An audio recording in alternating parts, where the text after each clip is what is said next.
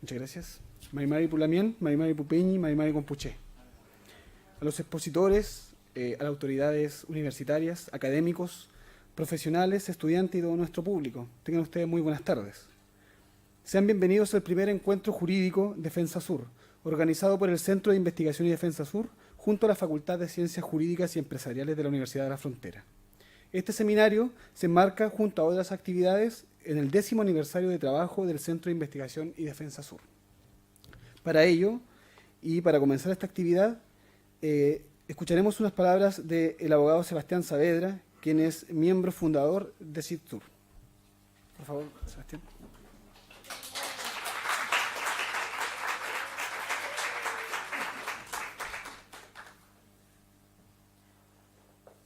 Mari Pupeñi, Capulamien, Inche Sebastián Saavedra Pinguen, Cumeta Mi Acuy Huenen Seminario Centro de Investigación y Defensa Surmeu.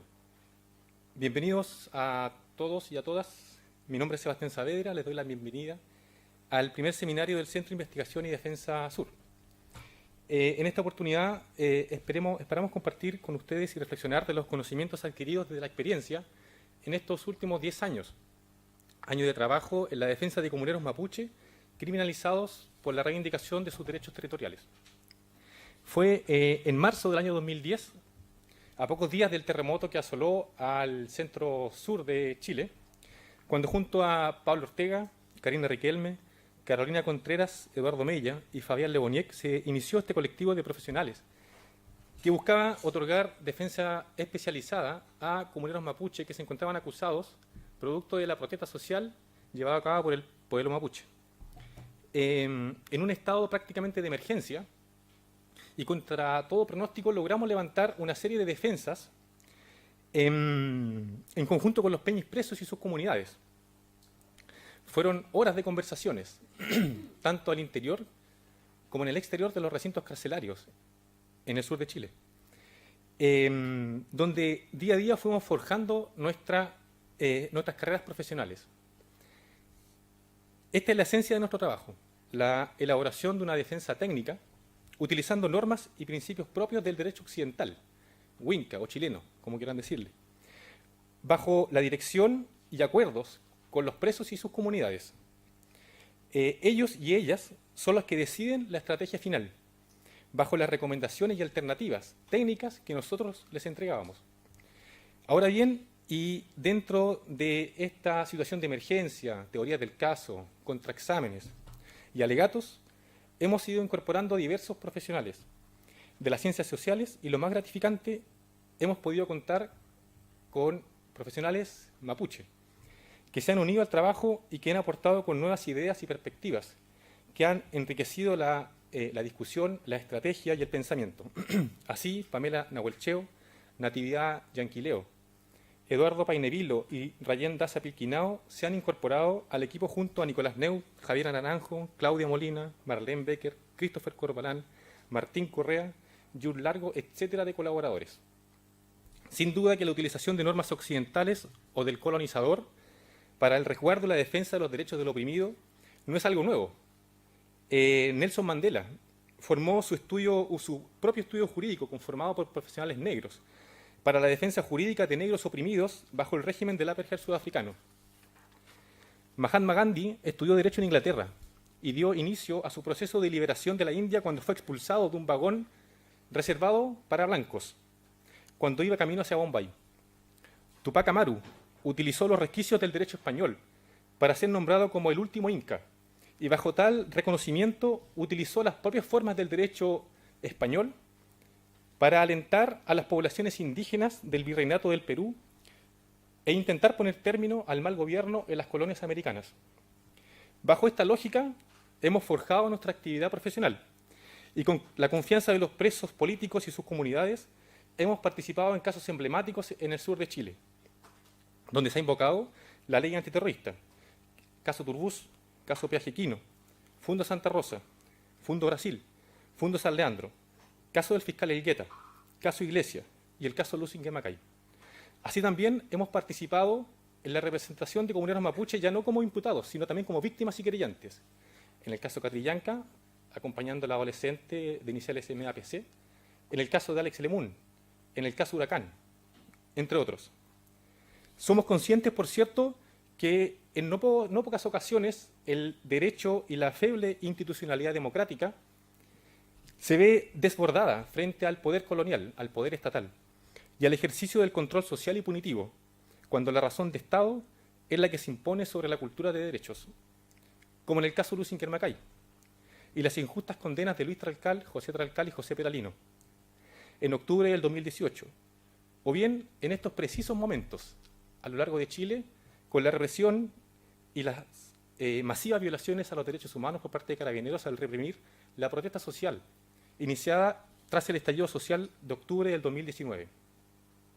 Pero sin duda lo más sorprendente, único y maravilloso, es cuando la sociedad civil, el pueblo, las comunidades locales, logran revertir la correlación de fuerza, alcanzando importantísimos logros. Justamente hemos sido testigos privilegiados de las reformas a la ley antiterrorista y a la justicia militar durante los años 2010 y 2011, originadas en las exigencias efectuadas por una treintena de comuneros que iniciaron una huelga de hambre al interior de las cárceles desde Concepción hasta Valdivia y que terminaron con sendas modificaciones legales. El 8 de octubre del 2010, tras la ley 20.467 y el 21 de junio del 2011 con la ley 20.519 se modificó la ley antiterrorista. Dentro de los logros más importantes se excluyó a los menores de edad. 4 en ese momento se encontraban procesados que pasaron a tener un régimen común. Pero quizás lo más trascendental que en ese momento no pudimos observar fue la modificación de la competencia de la justicia militar. Con la ley 20.477, de 10 de diciembre de 2010, se modificó la competencia de la justicia militar. Si bien esta reforma iba destinada concretamente a la exclusión de aquellos civiles que eran imputados de cometer delitos contra funcionarios de Carabineros, entre ellos, por cierto, comuneros mapuche, tanto el tenor literal como la aplicación directa de tratados internacionales permitió que en la fecha ningún civil pueda ser procesado bajo el régimen de justicia militar. Es decir, los presos políticos mapuche lograron lo que ni siquiera la Corte Interamericana de Derechos Humanos había logrado con sus recomendaciones el año 2006 y 2005 mediante los casos Almonacid Arellano y Palamara Iribarne. Fue justamente esta reforma legal la utilizada por la excelentísima Corte Suprema para reabrir el caso de Alex Lemun, quitándole la competencia a la Fiscalía Militar y remitiendo los antecedentes al Ministerio Público de Angol. Actualmente, el autor de los disparos homicida se encuentra en prisión preventiva y formalizado por el delito de homicidio. Asimismo, el asesinato del Peñi Camilo Catrillanca y el homicidio frustrado y las torturas sufridas por el adolescente que lo acompañaba no pudieron ser investigadas por la justicia militar y actualmente son tramitadas por el Ministerio Público. Y en ella se ha logrado determinar y acusar no solamente a los autores materiales de los disparos, sino también al jefe de las Fuerzas Especiales, al jefe regional del GOPE, y al ex abogado de la institución y otros 3 funcionarios, quienes, con posterioridad a los hechos, levantaron esta versión mendaz que señalaba que los comuneros habían disparado en contra de Carabineros y después que el tractor se había cruzado en esta supuesta línea de fuego inexistente. Cabe recordar que los homicidios de Alex Lemun, Matías Catrileo y Jaime Mendoza Cullío tuvieron exactamente la misma dinámica. Carabineros, una vez producida la muerte de los mapuches, justificó el actuar en supuestos enfrentamientos, que fueron respaldados irrestrictamente por el poder civil, pero que después fueron desmentidos tras las investigaciones criminales. Solo en el caso del Peñi Catrillanca, las responsabilidades se han hecho efectivas más allá del responsable directo. La justicia militar jamás investigó o procesó a quienes intentaron falsear la historia. Por cierto que dicha reforma legislativa y el progresivo avance en los derechos fundamentales del debido proceso y la tutela judicial efectiva no solo ha beneficiado a los integrantes del pueblo mapuche, sino que a todos los habitantes de esta república. La protesta social mapuche, en particular las secciones emprendidas por los presos políticos mapuche el año 2010, entre ellos los actuales condenados José Tralcal y Luis Tralcal, han permitido el avance más significativo en materias de leyes de excepción desde el retorno a la democracia, tanto para su pueblo como para todos nosotros. Actualmente, todos los casos de tortura, mutilaciones oculares, abusos y torturas sexuales, homicidios y lesiones de manifestantes a manos de carabineros de Chile y militares en el contexto de las actuales movilizaciones sociales están siendo investigadas por la justicia civil, incluyendo al propio presidente de la República bajo cargos de delitos de lesa humanidad. Este enorme cambio normativo e institucional ha sido gracias a ellos. Sin embargo, y nuevamente, la emergencia que nos inunda ante la permanente represión político-judicial del Estado frente a las reivindicaciones mapuche nos han impedido reflexionar acerca de nuestro trabajo y de nuestras experiencias a objeto de analizar en mayor profundidad el fenómeno de la criminalización de la protesta social en general y en particular de las reivindicaciones políticas y territoriales del pueblo mapuche. Es justamente en esta idea en que se enmarca el presente seminario: analizar, reflexionar, discutir acerca de las estrategias jurídicas, pero también el análisis desde las resistencias hacia el poder que permitan la coordinación y la multiplicación de saberes, prácticas e interacciones que nos permitan entender de mejor forma el fenómeno de la criminalización de la protesta social. Muchas gracias.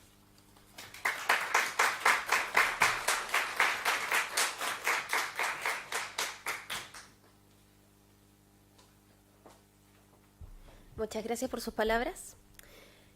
Bueno, para comenzar y continuar nuestra actividad, vamos a escuchar las palabras de Verónica Rosas, directora subrogante de la Escuela de Derecho de la Universidad de la Frontera.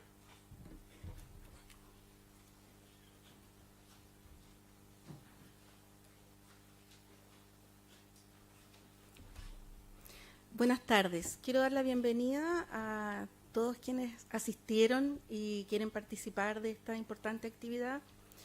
Me sumo a las palabras de nuestro primer colega que dio las palabras inaugurales de parte de la CITSUR, puesto que justamente al cumplir una década se hace necesario reflexionar, conversar, y este encuentro además nos ha permitido, en algunos casos, en lo personal, quiero decirlo con mucho gusto, reencuentros con ex compañeros de universidad, con ex compañeros de carrera y con ex alumnos también. Es decir, vamos a estar, a propósito de esta importante actividad que llevan preparando durante el año 2019 y que hoy día ponemos en marcha, porque, como muy bien dijo el colega acá, la verdad es que cada caso que ellos han preparado les ha demandado mucho tiempo. Fueron pioneros en el sur de Chile. Incluso en broma les dije, aquí están los CITSUR Seniors y los CITSUR de los 2000, porque justamente es eso. Hablo de un reencuentro de los años 80, me trajo un regalo y yo quiero agradecer aquí públicamente la presencia del poeta Bernardo Colipán Filgueira, oriundo de Osorno, ex compañero de universidad en esa época, y me llena de orgullo saber que además ha confiado en esta universidad y su hija estudia acá. Además de agradecer a cada uno de los expositores que hoy día tenemos en esta tarde, que engalanan a nuestra facultad, en el caso de la señora Mirna Villegas, don Pablo Marimán y don Rodrigo Curipán. El día de mañana se tratará de mesas temáticas. En cada una de ellas van a haber expositores. ¿Y por qué la UFRO, por qué la carrera de Derecho, por qué esta Escuela de Derecho confía y cree y genera los espacios? Porque en realidad no siempre estuvieron los espacios, creemos nosotros. Los espacios de la academia se abren hoy día. La Escuela de Derecho además tiene una clínica jurídica, la parte de extensión también de estas actividades, de servicios. Nosotros somos parte de una comunidad, de una universidad pública, regional, en la región de la Araucanía, y por lo mismo el compromiso nuestro es con abrir los espacios. Vinieron a nosotros, abrimos los espacios justamente porque confiamos en la seriedad de esta agrupación que nació hace 10 años. Me llena de orgullo además saber que forma parte de CITSUR desde los orígenes, mi ex compañera Karina Riquelme. Como bien señalan en su página web, efectivamente el Estado y el orden internacional tienen organizaciones a cargo de la defensa de los derechos humanos. Desde la sociedad civil se une un grupo de profesionales que buscan además construir una defensa que va acompañada de otras disciplinas. Eso también dice relación con nosotros como carrera de Derecho. Esta carrera se crea en una facultad con otras carreras que normalmente no están unidas. Nosotros confiamos en la interdisciplina profesional, creemos que eso es lo que viene y lo que debiera seguir instalándose. Por lo tanto, no me queda más que agradecer, en primer lugar, como una oportunidad la invitación de la CIDSUR. Nosotros generamos el espacio de encuentro para estas 2 jornadas de hoy y mañana de una excelente y cálida reflexión. Muchas gracias.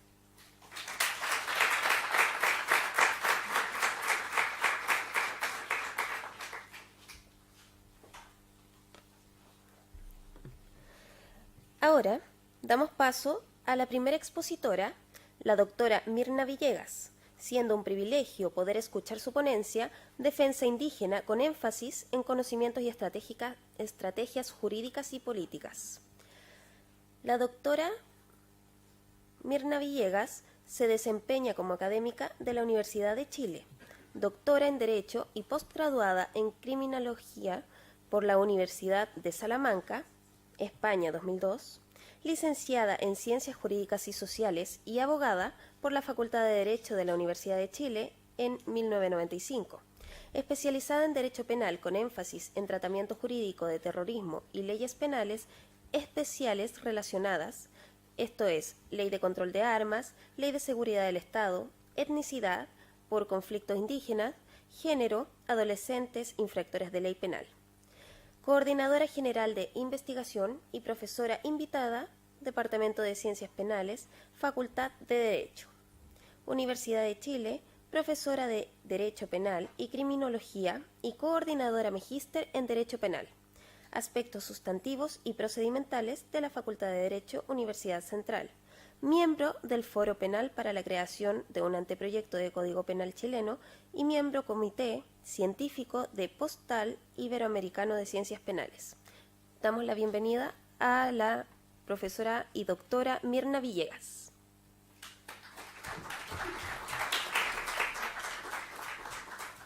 Sí, adelante, profesora, por favor. Y también queríamos invitar a los demás expositores se pudieran también sentar en la mesa junto a la profesora para que... Sí. Doctor Pablo también, si puede pasar a acompañar también a la expositora y tenerlo a los 3 ahí juntos. Muchas gracias.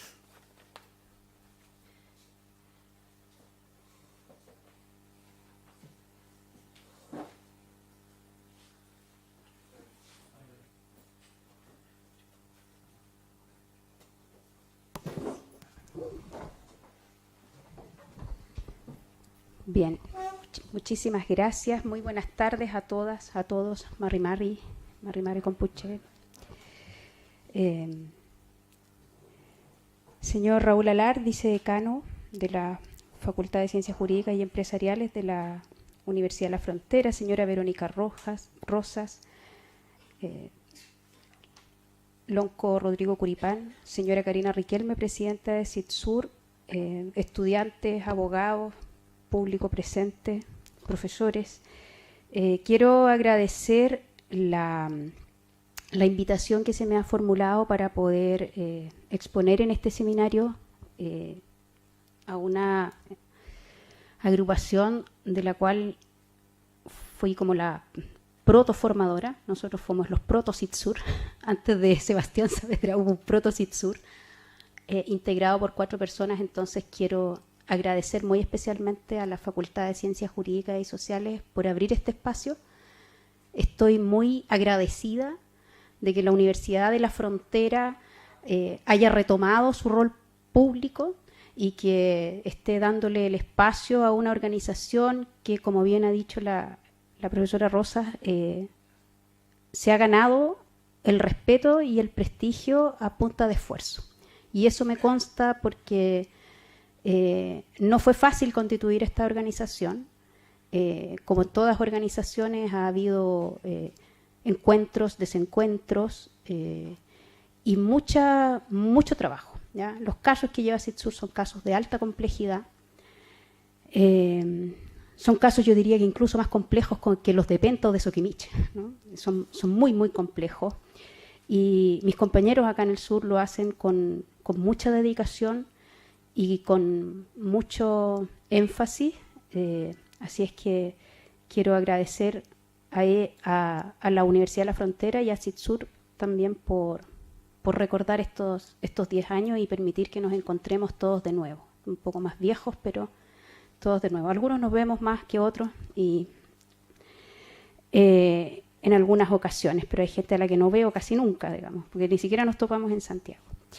Bueno, dicho eso, una aclaración que me pidieron a mí que revisara la presentación y yo no se la revisé a la persona antes pensando que era una que yo había enviado, pero solamente aclarar que desde el 2015 yo volví a la Universidad de Chile y entonces estoy radicada allí, en la Facultad de Derecho, en el Departamento de Ciencias Penales. Así que, bueno, dicho eso, también quiero comentarles que la exposición que voy a hacer dice relación con lo que es mi expertise, que es Derecho Penal. ¿Ya? Y entonces, cuando se me pide que comente sobre las defensas indígenas y las estrategias jurídicas y políticas, lo primero que tenemos que reconocer es que desde el momento en que un sistema jurídico monocultural como el nuestro se impone sobre otro, no puede sostener uno que haya un reconocimiento real a la diferencia, ¿ya? Y por eso que las defensas indígenas, entre ellas CITSUR y la Defensoría Penal Pública, incluso los fiscales, ¿no?, tienen que lidiar, sobre todo las defensas, con toda clase de restricciones que vienen impuestas no solo desde lo normativo, sino que también en muchas ocasiones interpretativamente por parte de los jueces y de los propios actores del sistema penal. Y entonces eso hace que las tareas de los defensores indígenas sean doblemente loables, porque por un lado lidian con normas monoculturales o reconocedoras parcialmente a la diferencia, y por otro lado con jueces y fiscales que interpretan a sí mismos monoculturalmente la defensa. Por lo tanto, hay una doble monoculturalidad en la aplicación de la ley. Con esto no quiero desestimar algunos avances que ha habido, ¿no? Y que se ha visto, por ejemplo, en esta zona o en la zona del norte, pero quedan muchas normas monoculturales e interpretaciones por parte de jueces monoculturales, ¿ya? Eso es muy importante cuando uno considera también cuál es la formación que se está dando en las escuelas de derecho, ¿ya? Así como lo de género, ¿no? O sea, normalmente nuestras mallas curriculares y también por el plan de Bolonia, eso es comprensible, las mallas curriculares normalmente no tienen como cursos electivos, ¿ya?, o cursos de derechos humanos, y eso es complicado. Y lo digo por experiencia propia. Nosotros también en la Facultad de Derecho de la Chile también tenemos estas mallas que son, entre comillas, monoculturales con una serie de electivos, lo que significa que solamente algunos alumnos pueden salir formados en la diferencia y otros no, ¿ya? Bueno, es relevante tener en consideración entonces también que los estándares internacionales de derechos humanos nos sirven a estos efectos, ¿ya? Yo tengo total y completamente claro que los derechos humanos son una construcción occidental, ¿ya?, y que los derechos humanos nos vinieron impuestos también, y que esos derechos humanos se han impuesto a los indígenas. Sin embargo, siendo ellos amplios y abiertos, no admiten interpretaciones unívocas, ¿ya?, sino que también tienen que serlo conforme a las diferentes culturas. Entonces, la invitación es a no quedarse como en el discurso negacionista de que esto es simplemente lo monocultural y nos vino impuesto y entonces me opongo, sino que a darle la vuelta a la norma, ¿ya? Hagamos una interpretación y démosle la vuelta, interpretémosla a nuestro favor. Y en ese punto, entonces, el convenio 169, con lo restrictivo que nos pueda parecer, cobra bastante relevancia, ¿ya? Y si uno lo combina, además, con el principio de no discriminación que contiene el artículo 1 de la Convención Americana de Derechos Humanos, va a encontrar elementos como para poder ir armando estrategias jurídicas en defensa, como por ejemplo invocar la no discriminación. ¿Por qué? Porque el origen étnico ha sido reconocido como uno de los motivos prohibidos de discriminación por parte de la Corte Interamericana. ¿Ya? Eso lo dijo se dijo en el caso Norín Catrimán, ¿ya? La Corte Interamericana. Ese es el sentido entonces que tiene que cobrar valor al momento de resolver un caso indígena, porque estamos ante lo que nosotros desde Occidente llamamos delito culturalmente motivado. ¿Ya? ¿Y qué es un delito culturalmente motivado? Es una conducta que realiza una persona que pertenece a una determinada cultura, ¿ya?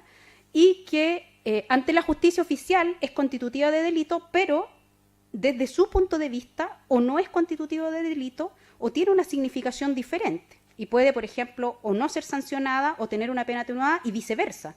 Hay conductas que para nosotros no son delito y que para otras culturas y sobre todo para pueblos originarios sí son delitos. Ustedes sabían, por ejemplo, que en el norte ser flojo es una conducta muy, muy mal vista y que merece sanción. Si a usted le tocaba ir a limpiar el cementerio el domingo y no fue, va a tener una sanción y va a tener que pagar una multa. ¿Ya?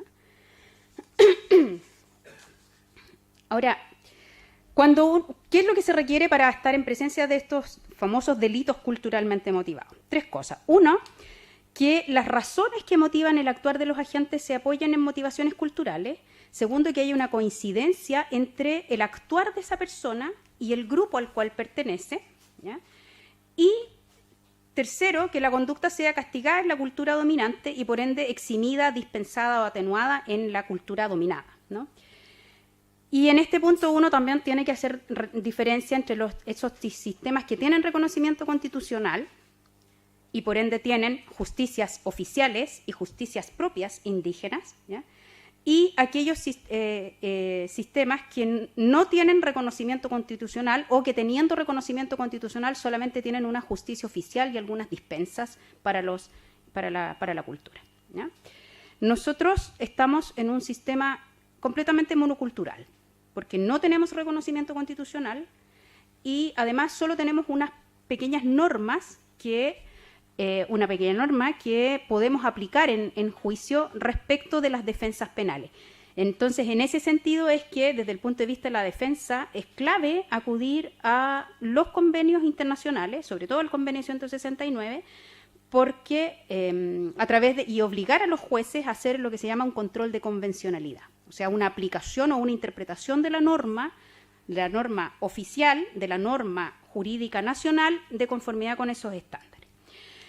¿Y esto por qué? Porque en el artículo 9 de este convenio se obliga a las autoridades y a los tribunales a tomar en cuenta, dice, las costumbres de los pueblos indígenas al pronunciarse sobre cuestiones penales. Esa norma forma parte de lo que el profesor Nogueira llama bloque de constitucionalidad, ¿ya?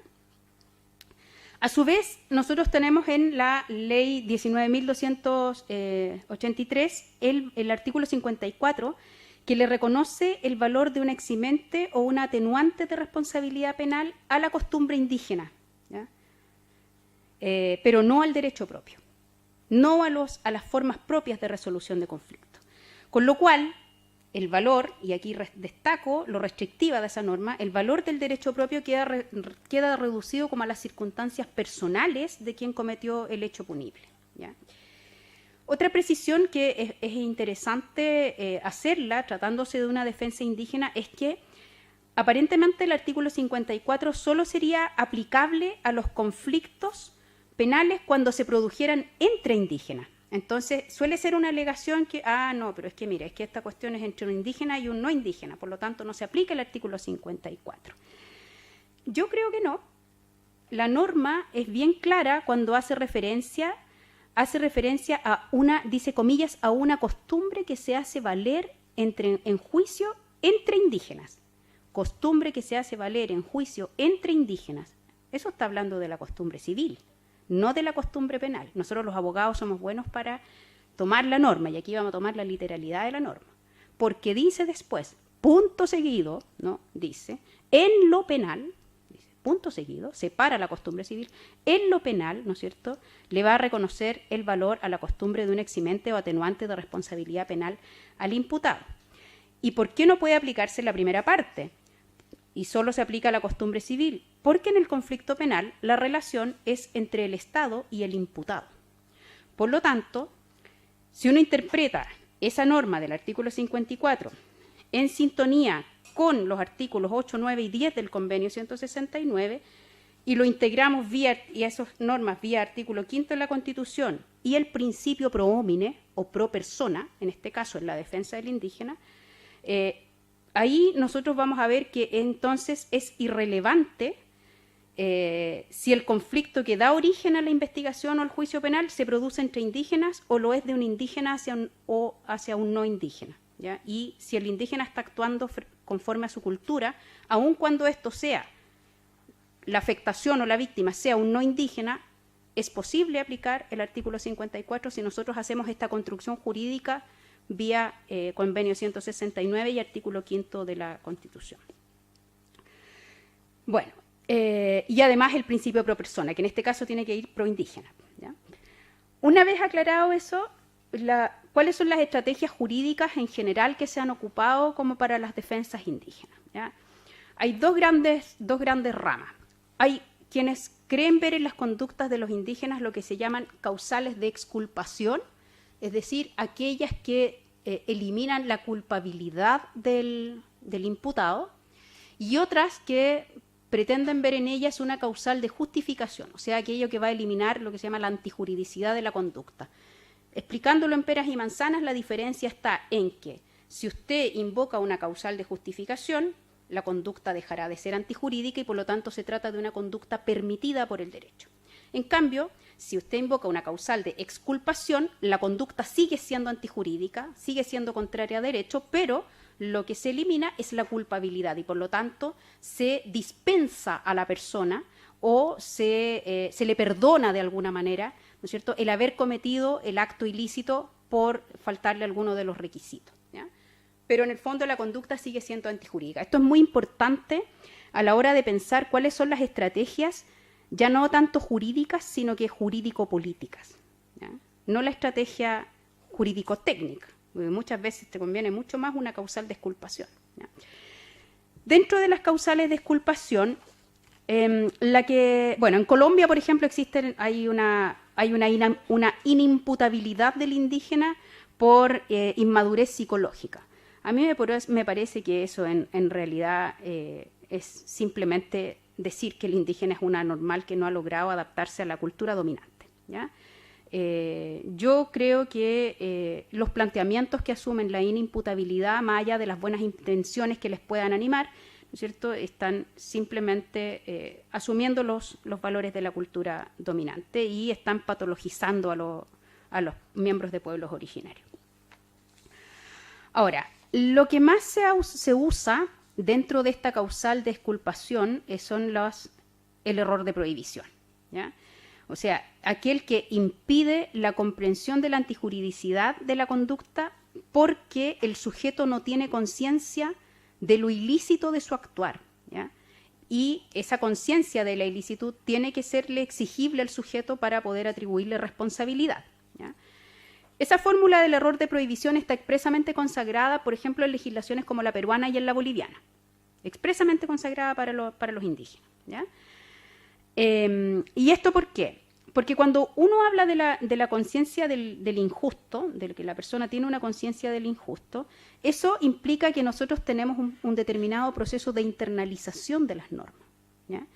Hay un proceso de internalización de un determinado valor del sistema, que en este caso es el que la norma quiere proteger, y que si no se ha dado, no impide exigir responsabilidad penal. Nos impiden exigir responsabilidad penal. El problema es que de esta solución nuevamente, y ya hablando de la estrategia más jurídico-política, es que esta solución es bien discutible en términos de interculturalidad, ¿ya? Si nosotros entendemos por interculturalidad el respeto a las diferentes culturas. ¿Por qué? Porque implica nuevamente decir a los pueblos originarios o al sujeto que comete un delito que está equivocado. Usted se equivocó, usted entró en un error. su conducta sigue siendo contraria a derecho, ¿ya? Entonces, usted simplemente yo le voy a dispensar, ¿ya? Y esto, por ejemplo, ocurrió en... y antes de que se me vaya esa idea. Eso se ve agravado cuando uno empieza con estas ideas sobre si se trata de un indígena integrado o no, ¿ya? Porque para poder apreciar el error de prohibición, normalmente los jueces empiezan y los fiscales empiezan a meter en la idea de que si el sujeto estaba o no integrado, como si una persona que viviera en la ciudad no tuviera derecho a mantener sus costumbres y su derecho propio y sus propias formas de resolución de conflictos, ¿ya? Esa es una solución que, por ejemplo, entre nosotros ha sostenido el profesor Modolel, ¿ya? Y yo no estoy de acuerdo con ella. O sea, yo creo que no tiene que haber una distinción sobre el indígena integrado o no. Por ejemplo, en el caso de la pastora aymara Gabriela Blas, que ella dejó a su hijo pequeño en el altiplano cuando iba en búsqueda de unos animales extraviados. Este niño quedó de 4 años acompañado de las cosas de su madre, en un lugar donde no había peligro. Yo, entre las argumentaciones del Tribunal Oral en lo Penal de Arica para condenar a Gabriela Blas por abandono de niño en lugar solitario, la condenaron a 12 años, ¿ya? Dice, Ángel Parragués dio cuenta que estuvo en el interior de la vivienda que ocupaba Gabriela Blas, observando prendas femeninas y documentación en el lugar, tales como toallas higiénicas y su carné de FONASA, especie y documentos no propios para quien dice sufrir de deprivación cultural. De tal entidad que no pudo representarse que el hecho de dejar a un niño solo en un lugar solitario que ella bien conocía podría acarrearle la muerte. Otro caso que también se ha acogido con este error de prohibición es uno reciente del año 2017 de una mujer boliviana de Cosca que, el marido de doña Juana, ¿no? El marido de doña Juana era el cuidador de un santuario en Ollagüe, de un santuario el santuario de la comunidad quechua de Cosca. Entonces, este señor además era el encargado del santuario y tenía que cuidar las casas y reparar el mismo santuario, y eso se hacía con una piedra que se llama liparita. Resulta que para poder sacar la piedra liparita de la cantera, era una costumbre de ellos desde el tiempo de su abuelo hacerlo con explosivos. Pero resulta que en Chile los explosivos están sancionados y también las partes y piezas. Eso se llama artículo 2, letra D de la Ley de Control de Armas, ¿ya? Y entonces, por lo tanto, va por porte de armas, ¿ya? Porte de parte y pieza. Bueno, se logró probar en el juicio que esta señora había comprado los explosivos en Tupiza. O sea, ellos vivían en una zona limítrofe en la frontera boliviana, Chile, pero cerca de la frontera. Entonces ella atravesó a Bolivia porque allí venden los detonadores y los fulminantes. Como ella decía, es como cuando uno va a comprar verdura. Entonces la señora va a comprar la verdura y al lado pasa al bazar y compra los detonantes y se los venden y se los meten en una hojita de cuaderno. Y entonces ella traía los detonadores, 7 fulminantes, los traía dentro de su cartera. Entonces pasó a la aduana y alguien le dice, revísele la cartera. Y le revisaron la cartera y claro, tampoco los traía ocultos, los traía ahí donde uno tiene el monedero, ¿ya? Bueno, la señora formalizada, además ella venía con su hijo chico, entonces, ¿cómo se le ocurre andar con esto? Esto es delito, etcétera. Y en el alegato de clausura, bueno, el Ministerio Público, yo simplemente quiero volver sobre la idea de la famosa integración. El Ministerio Público insistía en que ella tenía que ser condenada con la gravedad de las penas que suponen el delito de porte de estos fulminantes, ¿no? Dice, se trata de personas, Juana y su marido, que llevan más de 11 años viviendo en Chile, no viven aislados, no son personas primitivas. Están en permanente contacto y comunicación, este fallo es de 2017, en permanente contacto y comunicación con autoridades chilenas, con el ejército, no son personas primitivas. Ahora, este es el alegato de clausura, no es todavía la decisión del tribunal. No son personas que vivan aisladas, que no tengan posibilidad de entender o saber que el ingreso y porte de esos detonadores es una conducta sancionada por la ley. No necesitan conocer la ley de control de armas, pero tienen una conciencia general de que es una conducta reprochada por el ordenamiento jurídico. O sea, en el fondo lo que nos está diciendo aquí es que para poder reconocer una diferencia cultural, los indígenas tienen que andar en taparrabos, ¿no? Dice, no es ignorante, no es una persona que no comprende. ¿Qué es eso? Bueno, el tribunal acreditó la existencia de dolo, porque ella en un primer momento no dijo que eran un encargo de su marido, ¿ya? La cultura aymara tiene ciertos códigos, ¿ya? Y es marcadamente patriarcal, entonces la señora traía eso por encargo de su marido. El marido la mandó a comprar y por lo tanto ella tenía que volver con los detonadores a cumplir con lo que su marido le había, con el encargo, sobre todo si era para reparar las casas del pueblo y del santuario, ¿no? Y ella reconoció que había entrado clandestinamente, pero claro, ese reconocimiento de que yo ingresé clandestinamente es crucé la frontera de la misma forma en la que lo he venido haciendo desde que tengo 12 años, ¿ya? Y al principio, claro, se ponen nerviosas, además porque las mujeres aymaras se ponen muy nerviosas con los hombres, que es lo que le pasó también a Gabriela Blas. Y entonces al principio ella dio como versiones diferentes, dijo que eran un encargo de un conocido, pero no dijo que era de su marido. Claro, porque ella pensaba que si decía que era su marido se le iba a hallar preso a él también. El tribunal desestimó la tesis absolutoria por delito culturalmente motivado, por atipicidad de la conducta. La defensa alegó y dijo, no, dijo, esta conducta es atípica porque es un delito culturalmente motivado y por lo tanto no es delito. Y lo que dijo el tribunal dijo, no, no es así, porque no hay un delito culturalmente motivado. Primero, es cierto que puede haber habido una motivación cultural en su ánimo interno, pero no hay coincidencia entre la reacción, o sea, entre la cultura del grupo y la conducta, porque ustedes no lograron probar que eso era una costumbre quechua. Entonces, también, y creo que hoy lo comentaba con el profesor Leboniek, yo le decía, o sea, en el fondo es como que la persona tenga que decir, y esta es una costumbre que pertenecía a mis ancestros. La gente cuando habla no dice eso, ¿no? Usted cuando toma desayuno en la mañana le preguntan, ¿y usted qué toma? Pan con mermelada y café. ¿Ya? Si el profesor Leboniek es francés, no dice, yo tomo ese desayuno porque soy francés, ¿no? Simplemente dice cuál es su costumbre. Entonces también ahí hay otra cosa. Y por lo tanto consideró innecesario pronunciarse. Pero lo que sí dijo, de todas maneras yo voy a absolver a doña Juana por un error de prohibición invencible. ¿Y por qué? Porque en realidad, como ella era extranjera, boliviana, tenía educación media incompleta, no tenía conocimiento y vivía en la frontera, no tenía conocimiento de que su conducta era ilícita también en Chile, ¿ya? Y por lo tanto así la absolvió. Pero nuevamente ahí ustedes se dan cuenta que eso es una dispensa, pues como una disculpa, ¿no? Y ahí es donde se entremezclan las estrategias jurídicas y políticas. Si nosotros nos vamos a lo que son las causales bueno, hay un caso también antiguo de error de prohibición aquí, muy antiguo, yo siempre lo traigo a colación, que es el caso de la isla Butacheuque, ocupado por una comunidad huilliche, ¿ya? Se acusó a la autoridad ancestral ahí de los delitos de usurpación y hurto de madera porque ocuparon el territorio fiscal de un aserradero que está en la isla y haber usado la madera. El acusado ahí alegó que el territorio le pertenecía a sus ancestros, lo probó mediante testigos y la demanda territorial que había ya interpuesto ante el organismo competente, pero que todavía no la habían resuelto, ¿ya?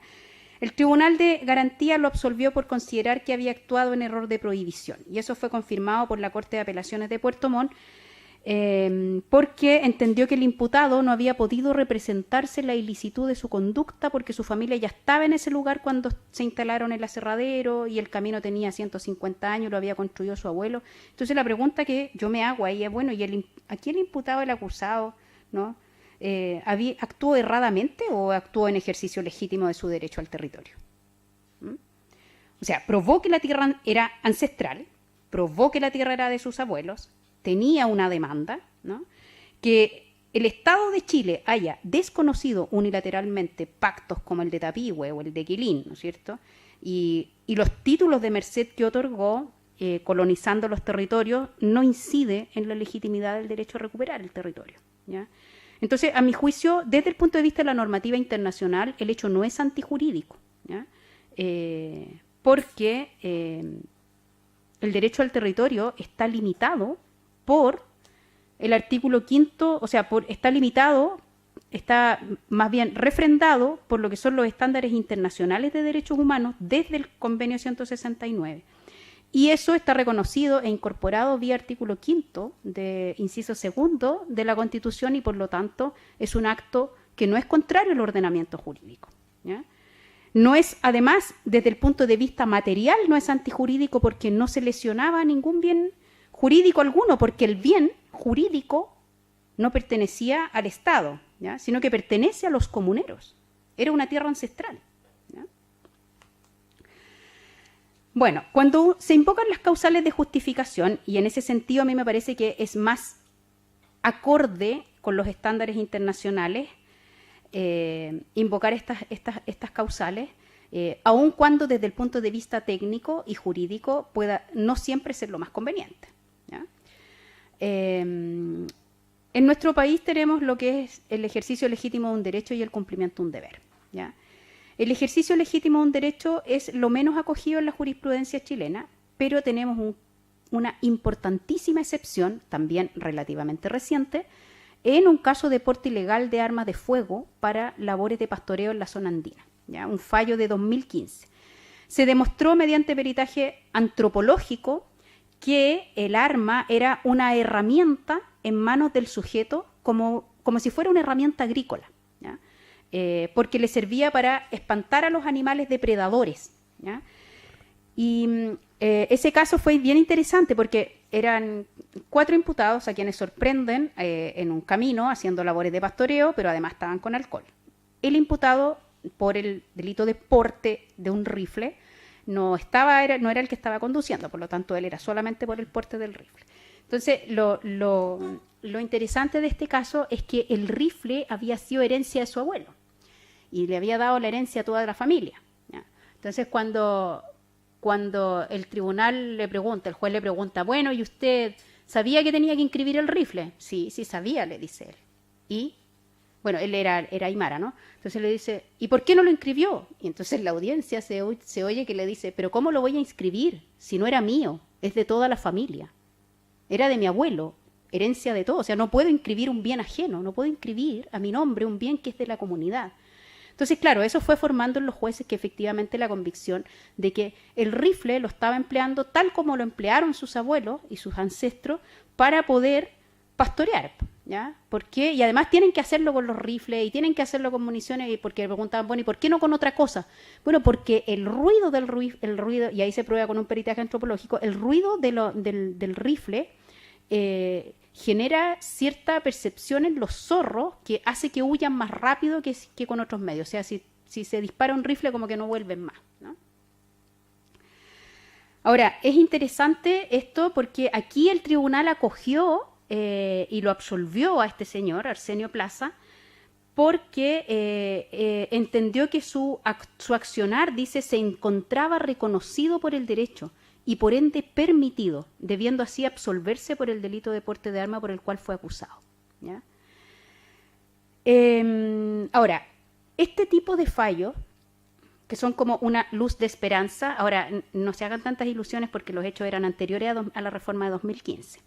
Ahora, lo que yo sostengo es que aún con la actual ley de control de armas, la motivación cultural es la misma y por lo tanto debería ser resuelto de la misma forma. En ese sentido no afecta la reforma del 2015.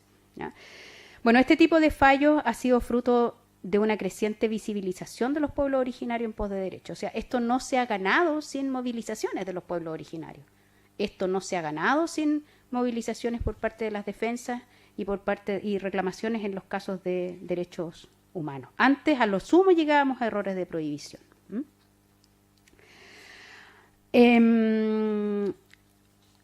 Hay otra vía, que es la de la atipicidad, ¿ya?, que se concreta generalmente en un error de tipo o derechamente la ausencia de dolo, como por ejemplo cuando tenemos casos de tratamientos curativos con resultados de lesiones. Aquí también hubo un caso de una persona perteneciente a una comunidad pehuenche, también de 40 años, que sostuvo relaciones sexuales con una menor de 13, también de la misma comunidad, con consentimiento de la menor. Ahí lo que hicieron fue condenarlo, digamos, ¿ya? Un error de prohibición vencible, ¿ya? La tesis fue nuevamente que se trataba de un indígena integrado, ¿ya? Ahora, ya yendo a otro tipo de materias, respecto de la prisión preventiva y todo lo que supone privaciones de libertad. El artículo 10.2 del Convenio 169 dice que cuando se impongan sanciones penales previstas por la legislación general a miembros de pueblos indígenas, deberá darse preferencia a sanciones distintas del encarcelamiento. La norma no lo dice, podrá. O sea, no es facultativo para el juez, es un imperativo para el juez, ¿ya? Y por lo tanto, es una norma que uno puede invocar, por ejemplo, para evitar prisiones preventivas, ¿ya? Si uno hace la construcción desde los estándares de derechos humanos, podría decir, mire, nuestra legislación procesal penal no está acorde con los estándares de derechos humanos porque los estándares de derechos humanos en ninguna parte reconocen la gravedad del delito como uno de los fundamentos para la prisión preventiva. Eso está fuera de los estándares. Si ustedes aplican los estándares de derechos humanos más el artículo 10.2 del Convenio 169, perfectamente puede solicitar que en lugar de una prisión preventiva se aplique una medida cautelar de menos gravosa, que pudiera ser el arresto domiciliario. Es lo que se trataba de invocar en el caso del Machi con el Rehue, ¿no? O que no haya medidas cautelares. Ahora, todo lo que significa resolución de conflicto propia, los actores del sistema penal, y en especial los jueces, no solo pueden, sino que deben dar preferencia a los sistemas de resolución de conflicto propios en la medida en que no se contrapongan con los derechos fundamentales. Y eso significa entonces que debe propenderse a, por ejemplo, suspensiones condicionales con condiciones culturales. ¿Por qué no podría ser una condición el tratamiento con Machi, por ejemplo? U otra condición, reparar el daño que se causó, ¿ya? Los acuerdos reparatorios, ¿ya? También deben ser considerados, ¿no? En conclusión, cuando uno está frente a delitos culturalmente motivados, hay problemas para decidir cuál es la mejor estrategia, si es jurídica simplemente, jurídico-técnica o jurídico-política. Hay que tener presente que la identidad del indígena o la motivación cultural en la comisión de un delito puede determinar varias cosas. Uno, una forma diferente de enfrentar una eventual prisión preventiva, independientemente de si el delito es culturalmente motivado o no. O sea, ¿qué quiero decir? La norma del 10.2 del Convenio 169 es por el hecho de que una persona sea indígena, no por si el delito que cometió tiene una motivación cultural, porque eso sería una exigencia doble y que no hay un estándar internacional. Es simplemente por el hecho de ser un indígena, así sea que haya estado robando en un supermercado, ¿ya? Bueno, también determina una forma diferente de solución de conflictos, tratando de impulsar el reconocimiento, aunque sea dentro de la norma oficial, de la justicia propia indígena. Y en caso de llegar a juicio, considerar que, o sea, antes de llegar a juicio, intentar por todos los medios, invocando el convenio, ¿no es cierto?, de que haya una suspensión condicional, de que pueda haber un acuerdo reparatorio, tratando como de incorporar, perdón lo feo, digamos, pero lo que tiene que ser es, por ahora, lo que tenemos es que incorporar las formas de resolución propias de conflicto indígena, que no están reconocidas, incorporarlas por ahora dentro de lo que son las soluciones que nos plantea el Código Procesal Penal, desde el punto de vista técnico. Cosa distinta es si nosotros queremos reivindicar la justicia propia como un hecho político, que eso hay que hacerlo, yo creo, de todas maneras, porque hay que sostener esta idea de que los pueblos originarios, y especialmente aquí, tienen que tener un reconocimiento de su sistema de justicia propia, lo que supone a su vez un reconocimiento de autonomía en el territorio, ¿ya? Pero cuando estamos frente a la justicia oficial no tenemos otra alternativa desde el punto de vista de la estrategia que incorporarlo dentro de alguna de las salidas del Código Procesal Penal, ¿ya? Y en estos casos, quien realiza la subsunción, si llegamos a juicio, no tenemos la salida, ¿no es cierto?, y llegamos a juicio, quien realiza la subsunción y ha identificado medianamente que hay una motivación cultural, lo primero es tener claridad de que efectivamente se está en presencia de un delito culturalmente motivado, ¿ya? Y para eso, facilitador intercultural, perito antropólogo, ¿ya?, quien a su vez le puede dar luz en orden a identificar si estamos frente a una costumbre o frente a una institución de derecho propio, ¿ya? Segundo, identificar el marco normativo que va a aplicar, tanto en lo relativo a los estándares internacionales como en la normativa nacional, ¿ya? Y en ese sentido, cuando uno invoca el estándar internacional, yo sugiero siempre ser riguroso en decir exactamente cuál es la norma y qué parte de la norma, ¿ya? Para no caer en errores interpretativos. Y finalmente, tomar la decisión, y ahí ya viene la decisión que se toma, ¿no es cierto?, en conjunto con los defendidos normalmente, de qué va a alegar, ¿no? ¿Voy a hacer una defensa jurídico-técnica, ¿ya?, o voy a hacer una defensa jurídico-política? Porque a veces como defensa jurídico-técnica nos puede servir, por mucho que creamos que estamos ante el ejercicio legítimo de un derecho, nos va a ir mejor con un error de prohibición. Pero eso es una decisión que en definitiva se toma con las personas a las cuales uno está defendiendo, ¿ya? Una estrategia política de reconocimiento a la justicia propia indígena es forzar al sistema a que tenga que reconocer como causal de justificación el ejercicio legítimo de un derecho o el cumplimiento de un deber. Eso es lo que les quería contar. Muchas gracias.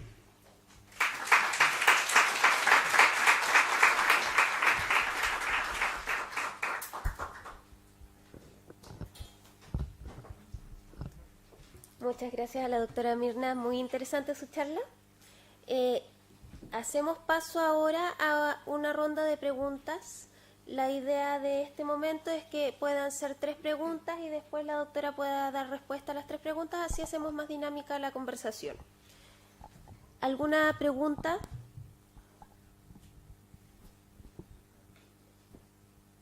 Por allá va el micrófono para que puedan hablar. Si se pudiera profundizar en la temática carcelaria a la hora de la ejecución penal, si ha habido algún antecedente donde haya una consideración por la perspectiva cultural amparada en el estándar internacional que también pudiera aportar en que el juez, a la hora de decretar la medida para que se ejecute una pena por la comisión de un delito, se puede optar, por ejemplo, a una pena sustitutiva de privación de libertad, si hay algún antecedente a la jurisprudencia donde los jueces hayan elegido, digamos, esa forma de sanción para evitar el encarcelamiento, que es lo que el estándar internacional solicita a los estados, ¿no?, que se prefieran medidas alternativas a la prisión. Ok, ¿alguna otra pregunta?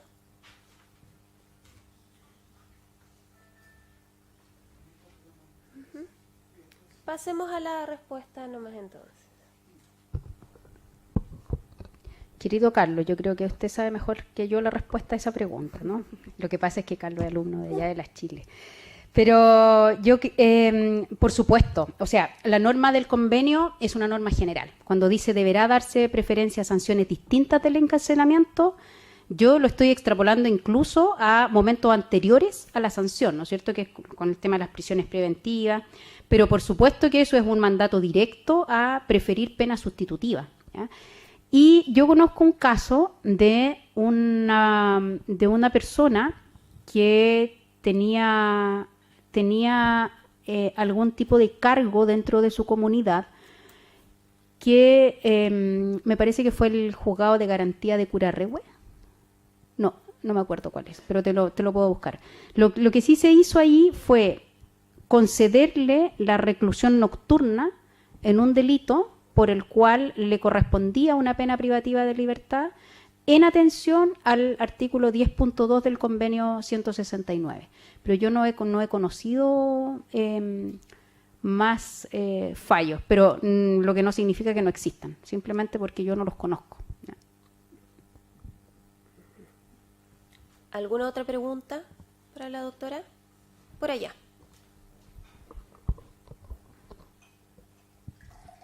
Gracias. Una pregunta, quizás buscando una visión no tan estrictamente desde lo penal, pero una visión como amplia en relación al derecho.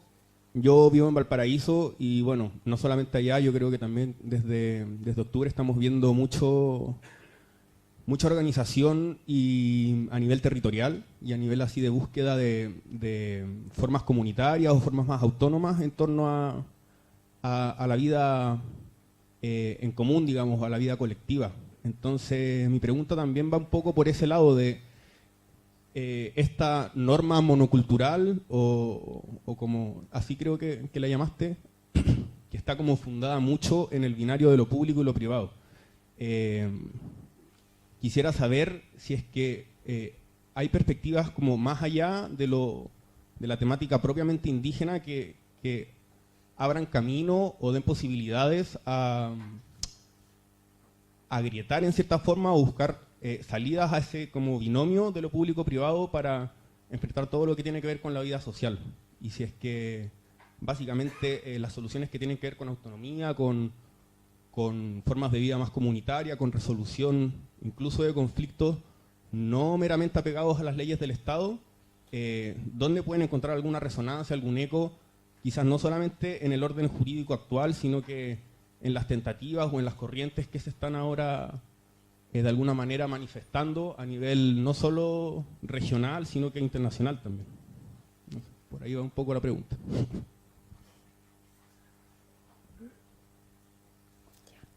Si no se entendió, puedo... Sí, Aquí podría hay otra explicarla, pregunta perdón. también. ¿Podrías explicar un poco más? Porque yo vengo del área del derecho. Sí. Por eso Perdón. digo, dentro del área del derecho en general, quizás no solamente específicamente en lo penal, ¿tú sientes que hay como que se están abriendo quizás como campos o formas de reconocimiento a lo comunitario o a lo común, más allá solo del binomio público-privado? ¿Reconocimiento jurídico?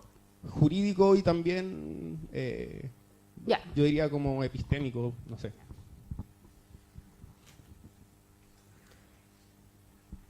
Acá adelante hay una pregunta.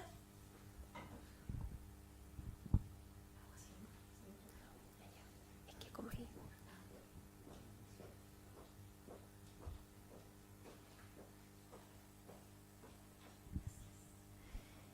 Profesora, yo escuchaba atentamente, bueno, y hace muchos años igual lo tenemos muy en consideración en nuestros alegatos, ese artículo del convenio 169, también lo sabe, como lo invocamos. ¿Qué opinión le merece a usted los jueces, en particular los jueces de garantía y los jueces del Tribunal Oral en lo Penal, que a mi entender o a nuestra práctica, al parecer cuando uno habla del convenio 69 parece que ellos como que se tapan los oídos y no ni siquiera en su resolución o en muy pocas oportunidades, hay que decirlo que quizás en algunas oportunidades sí, pero en muy pocas oportunidades fundamentan o toman en consideración el derecho internacional de los derechos humanos. Y al parecer, cada vez que se nombra el Pacto Internacional de Derechos Civiles y Políticos o la Convención Americana de Derechos Humanos, el Convenio 169, es como que fuera normativa que no debiera aplicarse directamente en la práctica. Y esto en el día a día, en las revisiones de prisión preventiva. Y la prisión preventiva siempre es lo preferido, digamos, y no otras medidas. Entonces, ¿qué opinión le merece a usted? No sé si en la formación o en la aplicación del Derecho Internacional de Derechos Humanos por los jueces, y eso a través también de las investigaciones que usted ha desarrollado respecto de la jurisprudencia existente en tribunales chilenos. Eso.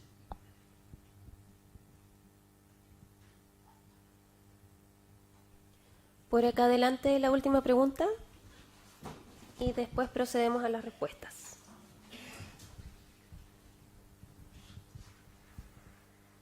Bueno, muchas gracias, Mirna.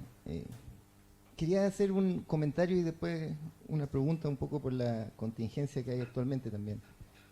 Bueno, primero lo que se habla de la ausencia de reconocimiento constitucional de los pueblos indígenas. Yo creo que nuestra constitución es lejos en Latinoamérica la más atrasada. Después del constitucionalismo pluricultural de los 90, después viene el constitucionalismo plurinacional en este siglo. Bueno, y esa ausencia de reconocimiento constitucional en nuestra constitución del 80 actual en Chile, bueno, pena y pena mucho, o sea, muy atrasada comparativamente con todas las otras constituciones de Latinoamérica. Después también se habla, la misma pregunta que se hacía recién, entonces uno agarra muchas veces el convenio 169 y otras normas importantes del derecho internacional de los derechos humanos. ¿Y por qué? Bueno, porque eso además se incorporó en 1989 a través del artículo 5º, inciso 2 de la Constitución, que recién ahí incorpora como medida básica para la vuelta de la democracia, recién ahí incorpora entonces en un acuerdo entre el general Pinochet y fuerzas de la oposición política, se hacen cambios fundamentales para la vuelta de la democracia, para que la Carta de 1980 tuviera algunos requerimientos mínimos para la vuelta de la democracia, y ahí se incorpora ese artículo 5º, inciso 2º, que hace mención al derecho internacional de los derechos humanos, y ahí entra entonces esta normativa internacional, que al final, por ahí es la relevancia de su incorporación en el texto constitucional. Entonces, al final, siempre lo relevante, especialmente en una pirámide normativa o en una cultura jurídica como la nuestra, una pirámide, el ordenamiento jurídico, bueno, lo importante es el texto. Y ahora el texto está siendo objeto de discusión, y el texto aparentemente va a estar dentro de este acuerdo por la paz social y la nueva constitución. Bueno, el texto va a estar en disputa justamente con el órgano constituyente. Y en ese órgano constituyente, entonces, lo importante son quienes componen el órgano constituyente y quienes lo van a escribir. Porque quien escribe la Constitución y cuáles son los sectores representados y cuál es la diversidad representada y cuál es la amplitud de esa diversidad representada, bueno, va a marcar obviamente el contenido de esa Carta Constitucional. Entonces, un poco, ¿cuál es tu visión respecto de este momento que se avecina sobre la elección de ese órgano constituyente, sobre las reglas electorales que van a regir esa elección del órgano constituyente? Porque si son más diversas o más restrictivas esas normas, bueno, va a incidir directamente en quienes componen el órgano constituyente, y eso va a incidir directamente en el texto.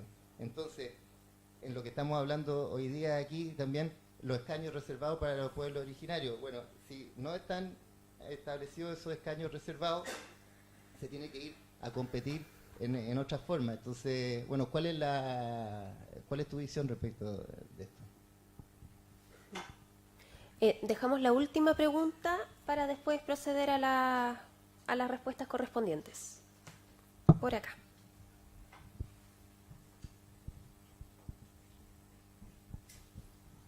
Buenas tardes, Marimari Compuché.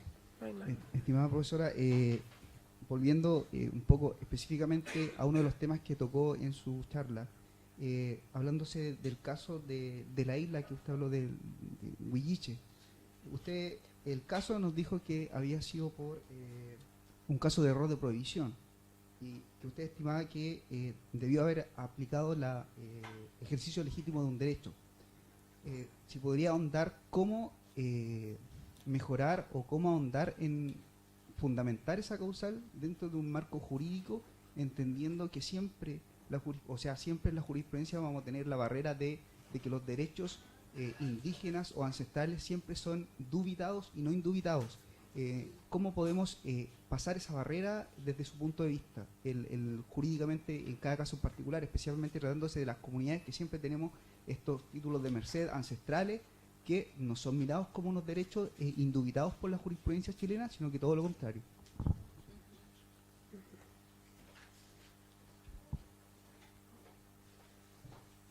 Bueno, en virtud del tiempo, proceda con las respuestas.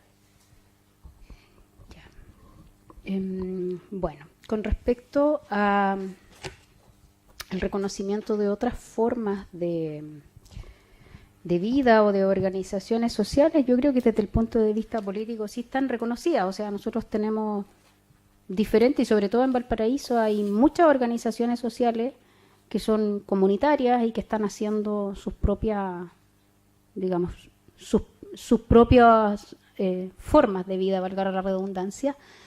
En Santiago lo mismo, hay casas ocupas, hay colectivos que son medioambientales, que están por la sustentabilidad.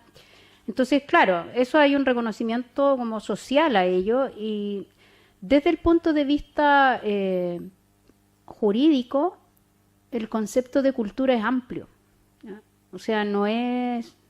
Lo que yo he hablado acerca de los delitos culturalmente motivados no son exclusivos para las culturas indígenas, ¿ya? Por lo tanto, si se llegara a cometer un delito dentro de esas comunidades, habría que ver si calza dentro de los requisitos de la motivación cultural, ¿ya? Ahora, que eso tenga que ver o que sea reconocido por el Estado, eso ya es diferente, digamos, ¿ya? Yo creo que hay un reconocimiento social, pero no hay un reconocimiento político por parte de la misma autoridad. Todas estas comunidades, por ejemplo, ecológicas, que están en algunas partes o en algunos sectores, en la medida en que tú sirvas al proceso productivo, vas a ser considerado, digamos, ¿ya? Lo mismo cuando se consideran formas indígenas en otros países, como por ejemplo por la vía de las cooperativas y donde el Estado les da, eso es lo que Esther Sánchez Botero llama como la máquina de captura por parte del Estado. Entonces ese es el problema, que en la medida en que estás de alguna manera formando parte de un colectivo que va a servir al proceso productivo, ahí seguramente que el Estado te va a reconocer. Pero si no es así, no lo va a reconocer y por lo tanto vas a tener estigmatizaciones probablemente, ¿ya? No sé si eso responde en alguna medida. Yo vengo del área del derecho, insisto, no soy antropóloga ni socióloga, ¿ya? Con respecto a la no aplicación del convenio por parte de los jueces, sí.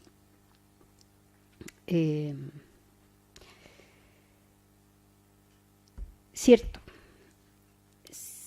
porque a pesar de que se hacen cursos, por ejemplo, en la Academia Judicial sobre Convenio 169 desde hace varios años, yo no he visto como avance sustantivo. O sea, los fallos que yo traigo, que son como un gran logro, son como un lunar dentro de una serie de otros fallos que dicen cosas diferentes, ¿ya? Y sobre todo en esta zona, con lo que es la privación de libertad.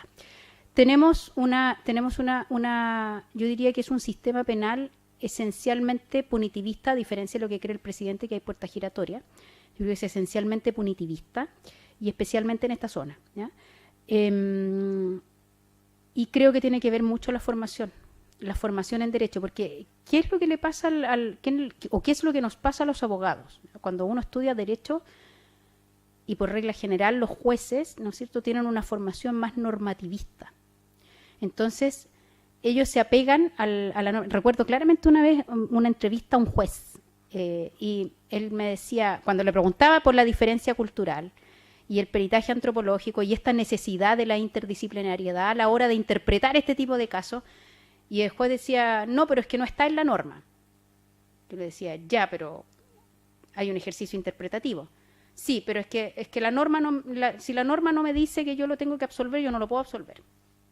Entonces, claro, ahí usted encuentra que es una persona que simplemente entonces es un mero aplicador de normas y no una persona que realiza la labor que le corresponde esencialmente a un juez, que es la de interpretación conforme a los estándares de derechos humanos. Ahora, eso es una tarea, una batalla que hay que seguir dando, o sea, no queda otra. Es cierto que no lo consideran, pero de a poco se va avanzando. O sea, hay que seguir en el intento, ¿ya? Insisto en que hay que hacer presente la idea de control de convencionalidad por parte de los jueces, ¿ya? La idea de que ellos tienen la obligación de hacer un control de convencionalidad. Hay que citar normas de las sentencias de la Corte Interamericana, porque también lo otro que tienden a creer es que si no lo está diciendo el texto mismo del tratado internacional, ¿ya? O sea, aún en un caso de un juez progresista, de repente tiene como la idea de que si no está en el texto del tratado, entonces no se puede aplicar, desconociendo que los derechos humanos son como una especie de crisol, ¿no? Los estándares de derechos humanos es un crisol donde confluye todo, las sentencias de la Interamericana, las recomendaciones de la Comisión, los tratados internacionales. O sea, usted no puede ratificar un tratado internacional y desoír, por ejemplo, una recomendación de un comité de derechos humanos, por mucho que este no sea vinculante, se fija, sino que todo indica que tiene que hacerlo. Entonces, pero es cierto lo que usted dice, o sea, efectivamente lo que uno puede observar es que más bien en determinadas materias pareciera ser que lo que hay es una especie como de oposición política al reconocimiento a la diferencia, que oposiciones netamente jurídicas. Eso en los casos más graves, ¿no? Y en los casos que yo creo que son menos graves son simplemente oposiciones normativas, pero eso con un buen ejercicio de contraargumentación uno puede como echarlo un poco abajo. Y yo insisto en que, por eso que los casos son de alta complejidad, hay que llegar hasta la Corte Suprema con esto. ¿Por qué? Porque en la medida que uno llega hasta la Corte Suprema, después puede al haber agotado todos los recursos internos, uno podría recurrir a la Corte Interamericana. Sabemos que la Corte Interamericana son 10 años. ¿Ya? O sea, eso es así. ¿Ya? La Corte no tiene fondos como para funcionar de manera más rápida, tiene como 7.000 causas todavía sin ver, pero yo creo que hay que hacerlo igual. Con respecto a la visión de la nueva Constitución, bueno, yo firmé una carta donde yo soy contraria al acuerdo, ¿no? Yo no estoy de acuerdo con el acuerdo. Me parece que el acuerdo no refleja precisamente lo que el vicedecano está diciendo aquí, lo que Raúl está diciendo, ¿no? O sea, no refleja un acuerdo que se haya adoptado conforme a criterios o considerando las etapas de los movimientos sociales. Yo he sido crítica del acuerdo en ese sentido porque es una solución que vino impuesta por parte de un sector de los parlamentarios, que yo entiendo que los parlamentarios hicieron la pega que tienen que hacer, que es tratar de resolver problemas, pero el punto es que esos problemas no se pueden resolver a espaldas de la gente y menos a espaldas de los pueblos originarios, considerando que son 500 años, ¿no?, de dominación, ¿ya? Siendo este precisamente el momento en donde tendríamos que resolverlo, ¿ya? La forma de integración y bueno, y toda esta mezcolanza de cosas que han hecho algunos de mis colegas, de decir, por ejemplo, que bueno, esto de los 2/3 también estuvo en el proceso constituyente boliviano. Perdón, el proceso constituyente boliviano no tiene nada que ver con el nuestro, ¿ya? O sea, en el proceso constituyente boliviano hubo un partido que lo lideró. Aquí no hay nada, ¿ya? Aquí esto fue espontaneidad, fue violencia social espontánea, como nunca había habido en nuestro país, violencia social espontánea. Entonces, allá había un MAS que lideró el proceso constituyente, la regla de los 2/3 nunca se aplicó en Bolivia tampoco, ¿ya? Entonces, es complejo, y es complejo cuando se afirma de manera categórica que este acuerdo no es una trampa, si uno va considerando las declaraciones que vinieron apareciendo los días posteriores de Alamán, por ejemplo, y del propio Fernando Atria diciendo, bueno, si es verdad lo que están diciendo estas personas, significa que esto es un tongo. Entonces, yo soy escéptica del acuerdo. Soy escéptica, ahora también soy realista, y sé que se va a imponer igual, ¿ya? O sea, lo van a imponer igual. En realidad no sé qué hacer, supongo que ir a tomarse esos espacios nomás, o sea, ir a tomarse esos espacios tratando de incorporarse de la mejor manera posible, porque lo otro sería tener una propuesta diferente, pero yo no la tengo, es una propuesta que habría que construirla colectivamente, y creo que el tiempo es corto, estamos en diciembre y el plebiscito es en abril, ¿ya? Además, perdonen la expresión, pero esta estupidez de cambiarle nombre a la Asamblea Constituyente, ¿no? O sea, le cambian un nombre a la Asamblea Constituyente. Ahora están siendo las votaciones, creo que hasta el domingo, de las municipales, ¿no? Bueno, ahí, no sé, una comisión, incluso una convención constituyente integrada por el 100% de electores ciudadanos, si la forma de escogerla es la misma que se hace a través del sistema de los partidos, del sistema electoral, lo que podemos esperar es que los partidos, especialmente de la derecha, se organicen, y que ya lo están haciendo. La comuna que más ha votado hasta ahora es Las Condes. Se organicen y ellos mismos van a sacar sus propios representantes. Entonces hay dos opciones, o nos quedamos abajo o nos subimos. Y yo no tengo una postura clara, digamos. Todavía pienso que es posible, las movilizaciones han bajado, pero soy escéptica de ese acuerdo. Sí creo que es una gran oportunidad el deshacerse de la Constitución de 1980, pero eso no es todo. O sea, son 26 muertos. Nosotros en la Defensoría Jurídica de la Universidad de Chile hemos recibido más de 2.200 denuncias. Hemos tenido en este periodo denuncias de las torturas más atroces que ustedes se puedan imaginar.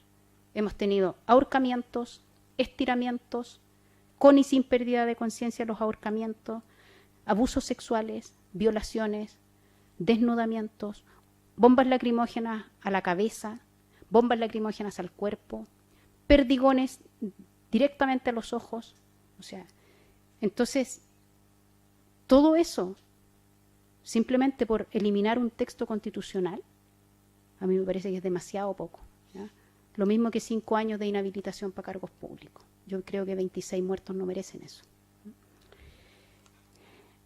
Y sobre el ejercicio legítimo de un derecho, ahí tiene que recurrir a la título de merced. O sea, eso es fundamental. Si hay un título de merced, yo creo que es interesante, más allá de que ellos lo puedan reconocer o no, porque no se trata de que ellos reconozcan el título de merced como si fuese un título de dominio, pero sí es un antecedente. Si hay demanda territorial, si hay título de merced, por ejemplo, para el reconocimiento, porque lo que estamos tratando de hacer es quitarnos de encima el delito de usurpación, ¿ya? No estamos tratando de que se le reconozca la propiedad del territorio, sino que tratando de quitarnos el delito de usurpación. Entonces, el que ocupa una propiedad ajena con ánimo de señor y dueño, es que aquí ese ánimo de señor y dueño no existe, porque él ancestralmente es el dueño. Y entonces, ¿cómo lo demuestra? Con el título de merced, con la presentación de la demanda territorial, más invocando el 5 inciso segundo de la Constitución, más el derecho al territorio de los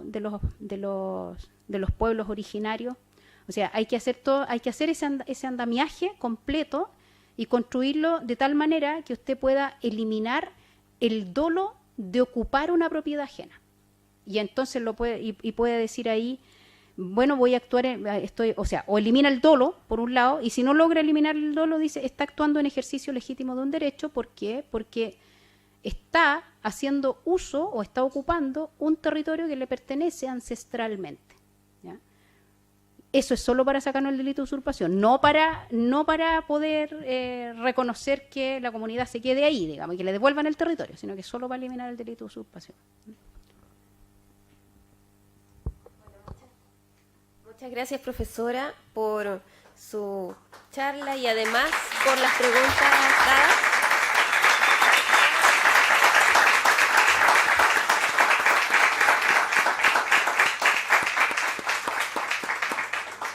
Ahora los invitamos cordialmente a participar de un coffee break que está preparado afuera,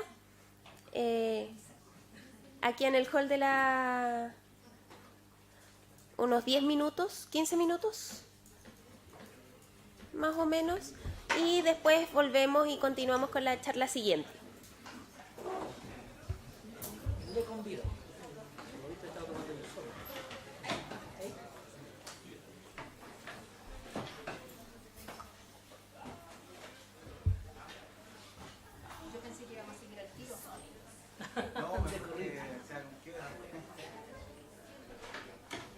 Para asimilar mejor el asunto,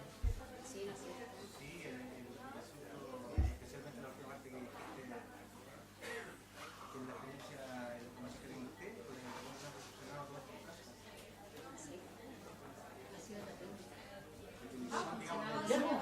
Vamos. Hemos funcionado de lunes a domingo.